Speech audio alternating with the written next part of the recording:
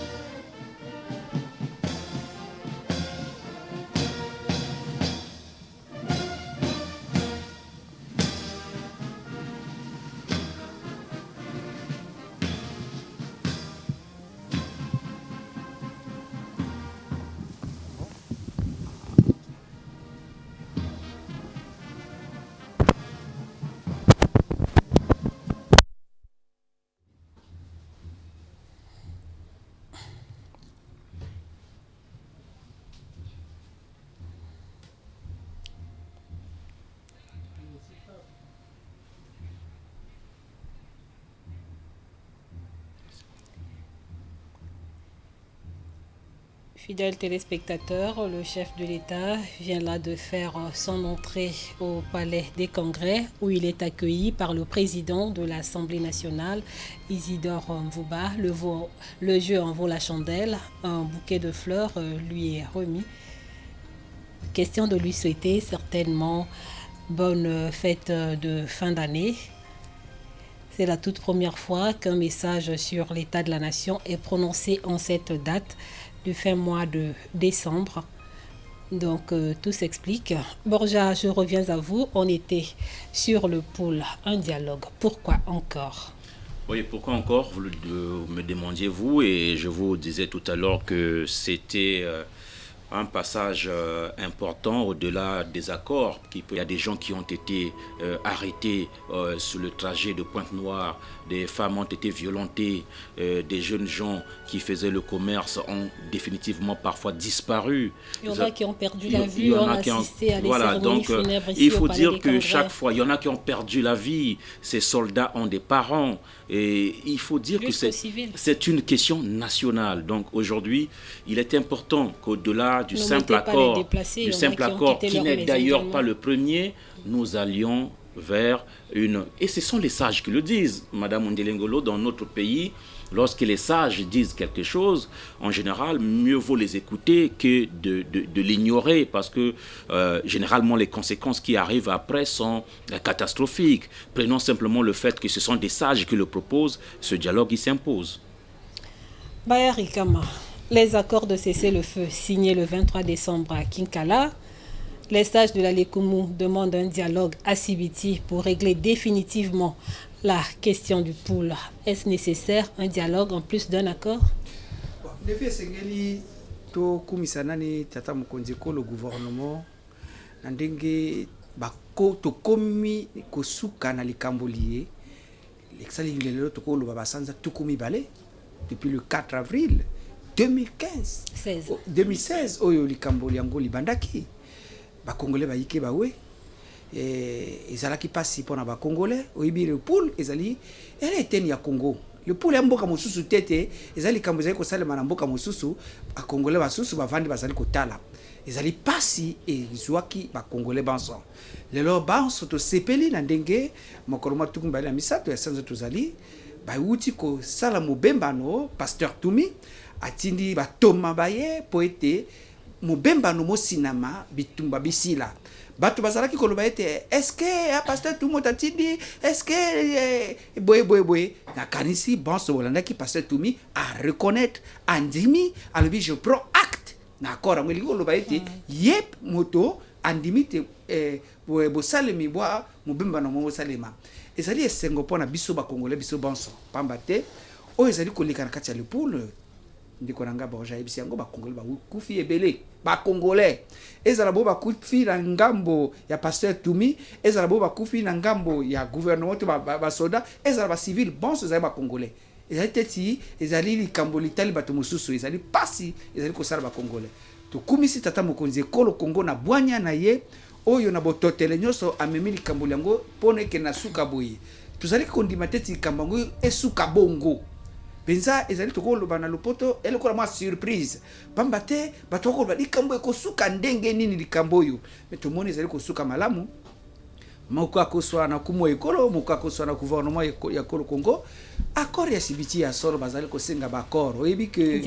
dialogue ezali oyebi biso ba congolais ezali na kati ya bokoko na biso bolobani toko tesengeli tolobanaka nakanisi ezali malamu tango topanzana moke tozonga tovanda bo awa tobongisani likambo ya lopule bandi lelo te moko tango ba kumu to ba sage ba totele ba solola ki na tata mokonzi ekolo tokakozwa makanisi ya Satima Biala Pascal Satima Biala o lelo akomo mokonzi ya opposition ayebisi ete likambo ya poule bandika kalelo te même tango ya Pascal Lisuba azalaki tata mokonzi ekolo ngana azalaki ministre de la défense to vivre pe situation na le pool donc likambo le pool ezali kaka ya lelo te ezali likambo ya kala yango wana esengeli bana mboka dialogue wana ezali malamu bayeba malamu likambo yango lizali nini pe babongisa yango mbala moko esuka pe kosolola ezali mabete kosolola ezali mabete ezali kati ya bokoko na biso.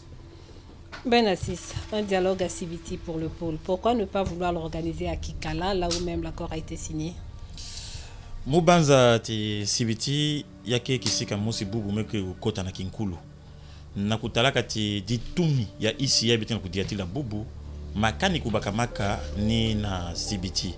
Bunzonza ibaki na kulomba ti ya kusalama na Sibiti yake le diambo mosi ya ngudi nakutalaka ti na manima ya konso diambo na manima ya konso mambo atati ngeme kunwana na mpangi na manima baka lombaka na benu vanda na kiwisa samu tibenu kuvudukila mayindu yinave samu na ina kele dikani ya bambuta ya kizunga lekumu bamekuzwa bamekwenda kulomba na mfumo ya reality bakongole kuvukana bakuwawana na sibiti yake diambo yangodi. Le bureau de l'Assemblée nationale s'est déjà installé. On n'attend plus que l'entrée en salle de l'honorable président Isidore Mvouba pour que le chef de l'État fasse ensuite son entrée pour prononcer ce message tant attendu par les Congolais. Qu'est-ce qui a encore marqué 2017 en dehors de ces deux faits que nous venons d'évoquer? 2017, le président l'avait déjà annoncé, que ça allait être une année difficile. Et on ne peut pas dire que le président a été un faux prophète. On a vécu une année difficile au plan économique. Et vous savez que chaque fois que l'économie est en difficulté, elle ne manque pas de contaminer le social. Le social a été fortement et même forcément touché par la crise économico-financière que nous avons vécue dans notre pays. On est passé au bord d'une véritable implosion sociale. C'est en cela qu'il faut saluer un peu la force de nos dirigeants, la force de notre gouvernement qui a réussi à faire entendre raison aux partenaires sociaux. Vous savez que le président avait même dit en août dernier que je comprends, même si vous faites grève, je vous comprendrai parce que vous vivez une situation délicate, la situation est difficile. Tout ce dont le président ne voulait pas, c'était ces actions illégales, ces manifestations anarchiques qui finiraient par saper les efforts d'un gouvernement qui tentait de résorber une situation qui déjà était assez complexe. Député, alors même quand le président arrive à... sénateurs, mesdames et messieurs, distingués invités, qu'il me soit permis de vous lire les dispositions de l'article 14 du règlement intérieur du Parlement réuni en congrès relatif à la police et à la discipline. Le public admis dans la salle pendant les séances de congrès se tient assis en silence. Toute personne donnant des marques d'approbation ou de désapprobation est exclue immédiatement par la force publique du maintien de l'ordre. Fin de l'article. Par ailleurs, je vous prie respectueusement de bien vouloir éteindre vos téléphones portables. Merci.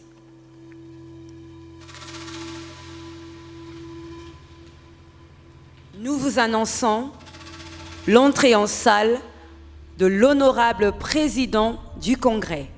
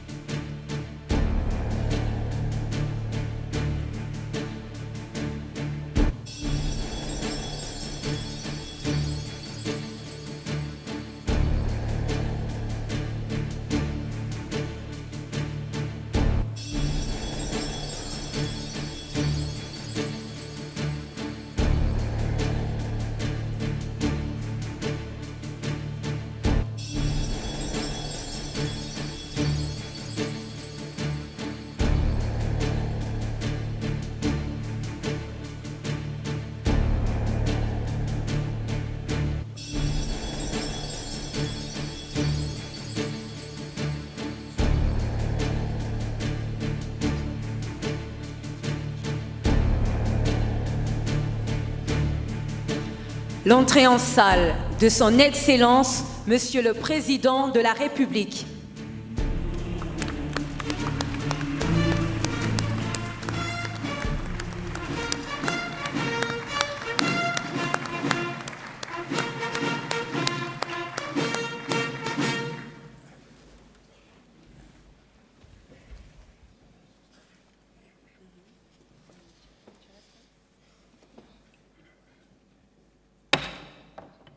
La séance est ouverte.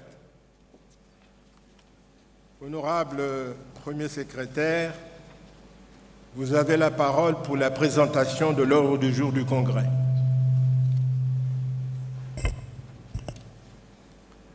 Merci, Honorable Président. Excellence, Monsieur le Président de la République, Honorable Président du Congrès, Vénérable Président du Sénat, Mesdames et Messieurs les parlementaires, Mesdames et Messieurs les membres du gouvernement, Excellences, Mesdames et Messieurs les chefs de mission diplomatique, distingués invités, Mesdames et Messieurs, l'article 94 de la Constitution du 25 octobre 2015 stipule: le Président de la République adresse une fois par an un message sur l'état de la nation au Parlement réuni en Congrès. Par décret numéro 2017-493 du 28 décembre 2017 portant convocation du Parlement réuni en Congrès, pris en application de l'article 127 de la Constitution, et par décision numéro 008-AN-P du 29 décembre 2017 de l'honorable président de l'Assemblée nationale, président du Parlement réuni en Congrès. Le Parlement est convoqué ce jour, samedi 30 décembre 2017. Un seul point est inscrit à l'ordre du jour. Il s'agit du message de son Excellence, Monsieur le Président de la République, sur l'état de la nation. Ainsi est circonscrit, honorable Président, l'ordre du jour du présent Congrès. Je vous remercie. Je vous remercie, honorable Premier secrétaire. Excellence, Monsieur le Président de la République, Monsieur le Président du Sénat, Monsieur le Premier ministre, Mesdames et Messieurs les membres du gouvernement, Mesdames et Messieurs les membres du corps diplomatique, Monsieur le représentant de l'opposition, Mesdames et Messieurs les congressistes, distingués invités, Mesdames et Messieurs, chers amis. Excellence, Monsieur le Président de la République, au nom du Parlement réuni en Congrès, j'ai l'immense honneur de vous accueillir en ces lieux mythiques et vous souhaiter chaleureusement la bienvenue. Si la sainte de ce haut lieu de la République pouvait parler, elle nous raconterait l'épopée du peuple congolais. Cette enceinte dira par le menu la force de caractère, la constance dans l'effort, la bravoure d'un peuple marqué au fer rouge de la résistance. Ce peuple fier de son indépendance, que rien n'ébranle et ne détourne de sa voix, ce peuple qui écrit chaque jour qui passe une histoire bouleversée et bouleversante. C'est autant dire qu'aujourd'hui, 30 décembre 2017, n'est pas, Monsieur le Président, un jour comme les autres. Plus qu'un jour particulier, il est un moment historique qui consacre la première adresse du Président de la République, son Excellence M. Denis Sassou Nguesso, devant le Parlement réuni pour la première fois en Congrès. C'est une journée de tous les enjeux. Plus que tout, il est un jour de tous les espoirs, de toutes les promesses, tant il était impatiemment attendu par tout le peuple congolais. Enfin, il s'agit d'un instant de grande communion entre le Père et les enfants de la nation. Ici, le Congo rencontre le Congo autour de son chef.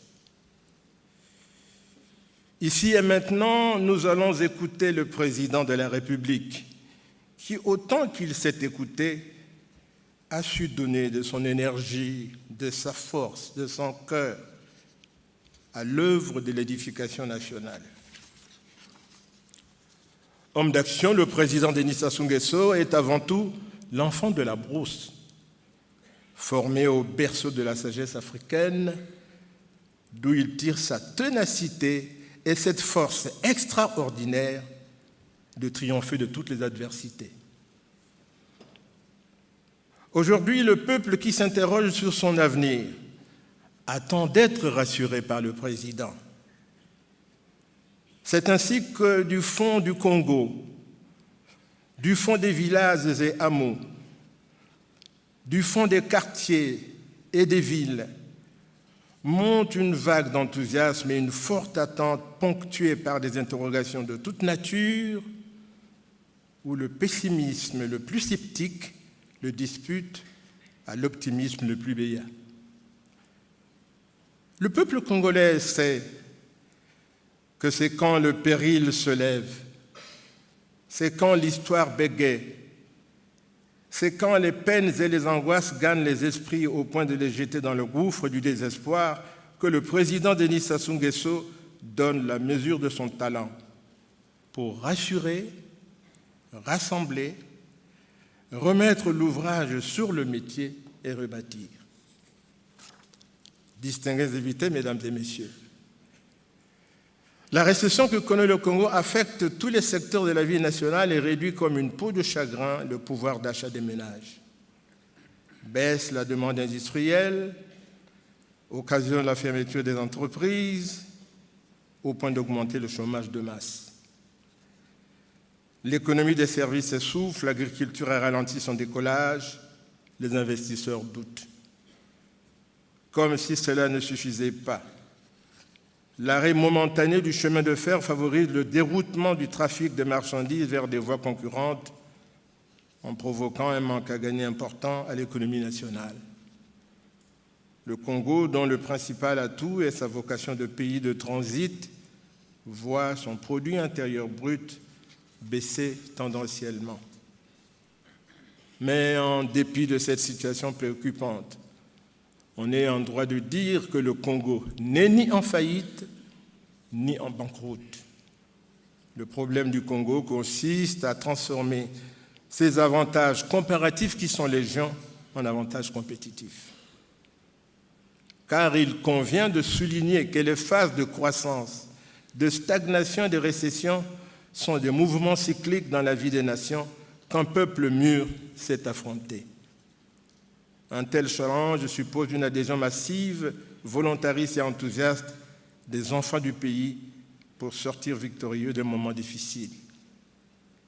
Le peuple congolais est persuadé que, comme à l'accoutumée, le président Denis Sassou Nguesso saura trouver la thérapie appropriée pour sauver la patrie menacée.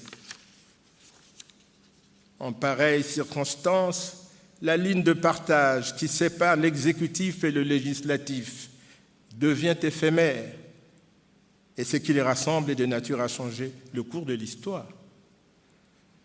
Le moins que l'on puisse dire est que le Congo a son destin en main car le progrès a toujours été l'œuvre des hommes hardis, l'œuvre des hommes de conviction, formés à l'école du courage. Ici s'affirme la foi.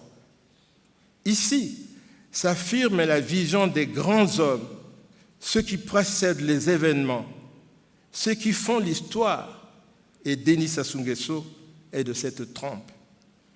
Car au dire d'Oscar Wilde, le progrès n'est que l'accomplissement des utopies. L'utopie qui précède les grandes réalisations, l'utopie qui est le réel des grands hommes, ceux qui rêvent éveillés. C'est le cas de Denis Sassou Nguesso. Pour tout dire, nous ne pouvons traverser cette passe difficile sans nous remettre en cause. C'est autant dire que le temps n'est plus aux menées subversives. le peuple congolais est là de complots qui n'en finissent pas. Le peuple congolais est là des aggiornamentos vrais ou supposés, car un peuple qui oublie son passé a tendance à le revivre.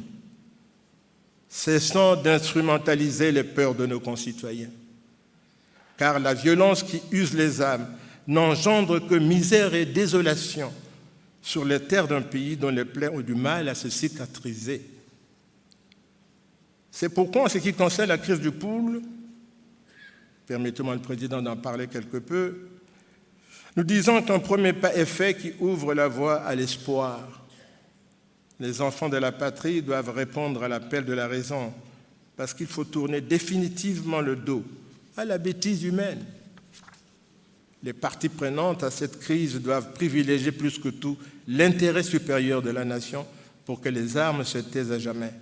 Cessons de faire du poule le cheval de Troie. Pour clore mon propos, je voudrais, Monsieur le Président, emprunter ces quelques mots à Paul Éluard. La nuit n'est jamais complète, dit-il. Il y a toujours, puisque je le dis, puisque je l'affirme, au bout du chagrin, une fenêtre ouverte. Monsieur le Président de la République, les congressistes m'ont demandé à l'unanimité de saluer de façon solennelle l'action remarquable que vous menez sur l'arène internationale contre le réchauffement climatique et la préservation de la biodiversité du monde. Cette action de classe internationale vous vaut aujourd'hui d'être le porte-parole incontesté de l'Afrique sur cette question cruciale. Les parlementaires du Congo entendent vous accompagner dans ce challenge. Monsieur le Président de la République, j'ai l'honneur de vous inviter très respectueusement à bien vouloir prendre la parole, vous adresser au Parlement réuni en congrès et par voie de conséquence au peuple du Congo. Je vous remercie.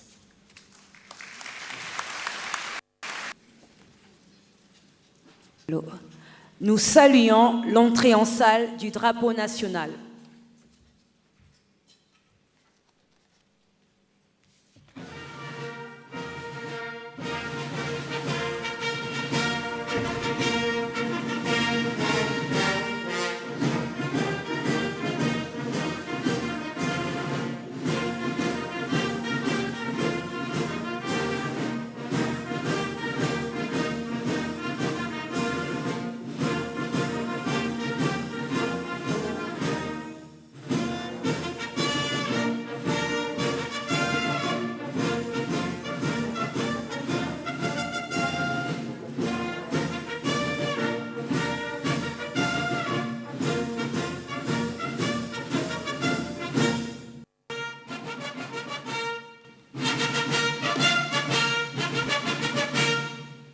Monsieur le Président du Congrès, Monsieur le Président du Sénat,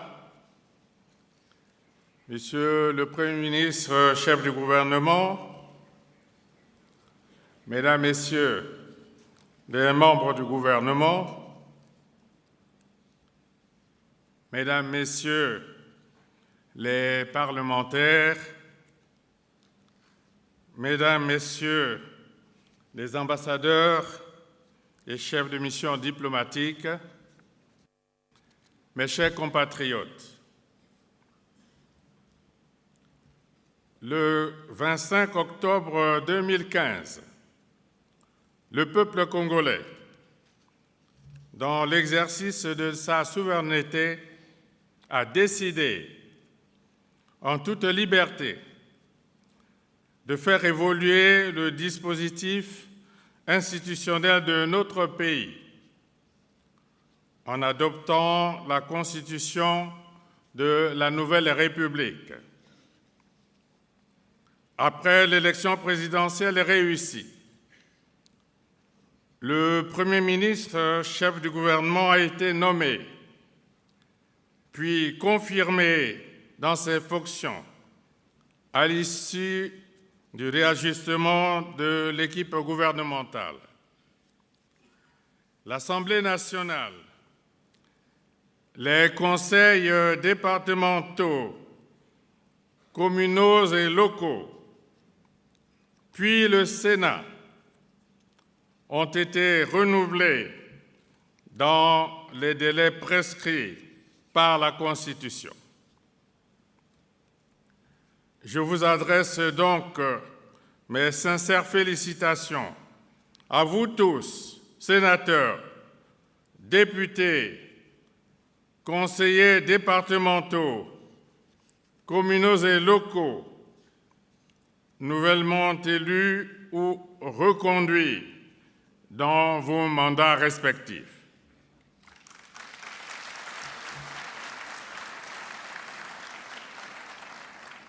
Permettez-moi surtout de rendre un hommage mérité au vénérable André Obamitou et à l'honorable Justin Koumba, qui ont conduit les destinées de notre Parlement au cours de la 13e législature.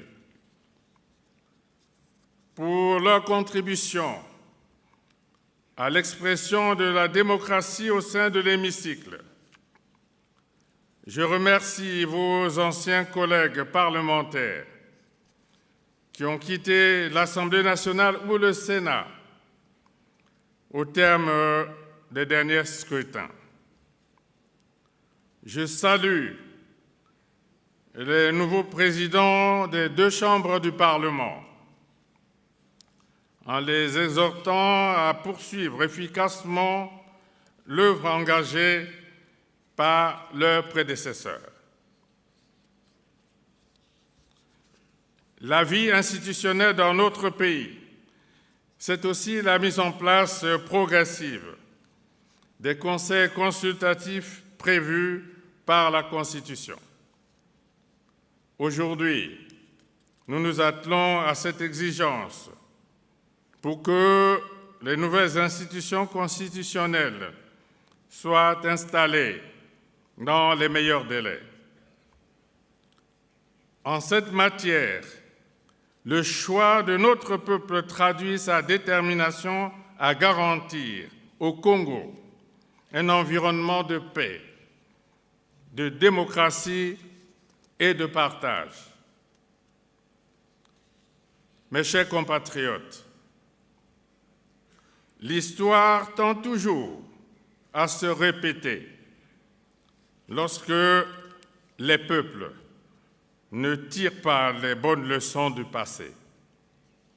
Notre pays, qui a vécu les moments de paix et les blessures des conflits, ne peut se permettre d'expérimenter à nouveau toute déflagration de violence. La paix règne sur le territoire national, bien que le Poul traverse des épisodes d'insécurité sur fond de grand banditisme, aux conséquences fort déplorables.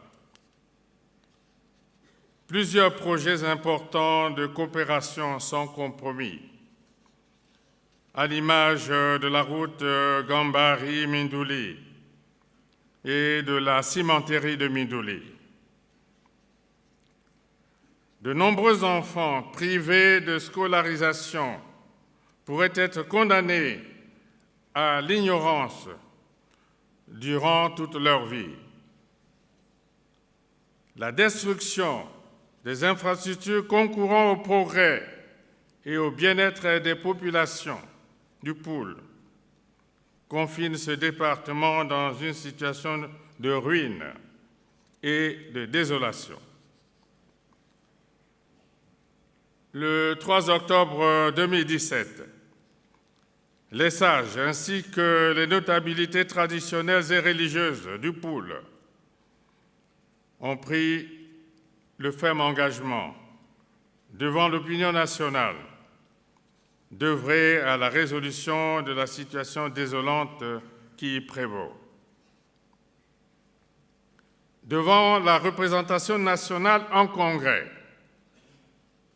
Je réitère que ce département ne saurait être aussi longtemps pris en otage.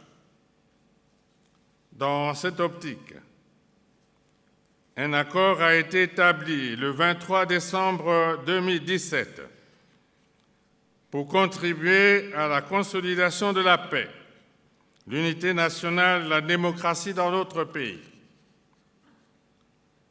Les parties signataires conviennent notamment de l'arrêt des hostilités et du ramassage des armes détenues par les miliciens,